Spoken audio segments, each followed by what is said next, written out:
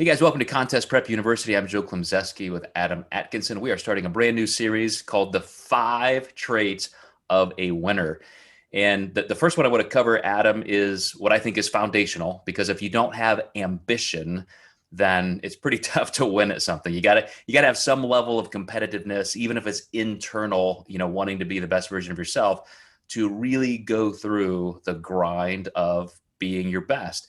And I just got off the phone about 30 minutes ago with a brand new client who is a perfect example of this. He's a gym owner. He's always been into functional fitness, CrossFit, being, again, the best version of himself.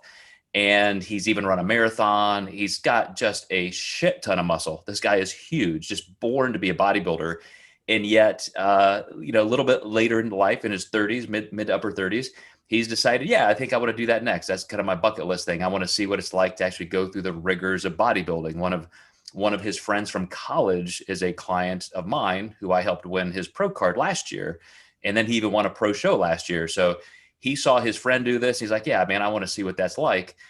And this whole phone call I had with him really revolved around, I want to learn that self-mastery. I want to know what it's like to do everything well. I want to learn how to pose well. I want to do this.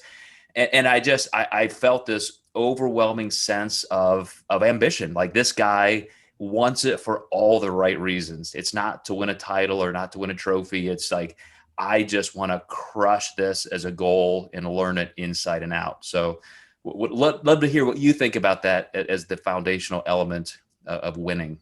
Well, I love the way this client sounds, because everything for his purpose of doing this is controllable. And I think a lot of people do this for, not controllable outcomes, whether it's like getting a boyfriend or, making someone jealous or, silly things like that. So this guy sounds like the perfect bodybuilding client, because typically they're type A and perfectionists to some degree. And this guy sounds like an ultra perfectionists, and those people are usually ones that send you the longest emails, but they're usually ones that are the most fun too, because how much better do you get to know somebody that's like that, right?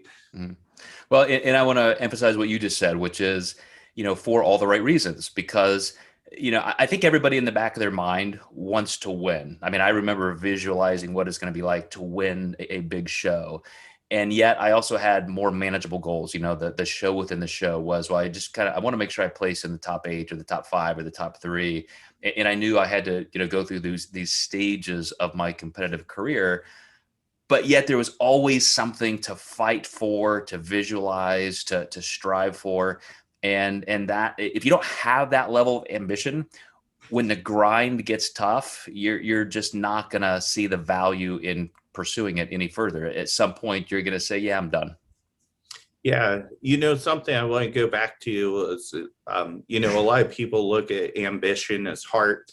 And I actually hate that, because we take away what makes us uniquely us when we say athletes have heart. I think that athletes have a great mind, and, managing all those little micro signals that, sometimes tell you to stop doing this process, because it is hard, and anyone that does prep right is going to have that moment on the couch where they sit down and say, do I want to do this? Can I make it through this night of hunger? And the heart takes the brain and the uniqueness of us out of it. And I think, ambition comes from the mind, not the heart. Well, not so ironically, that is the topic of episode 2. So you guys stay tuned. We'll see you next time in Contest Prep University. We'll go over the second trait of a winner, which is knowledge. We'll see you then.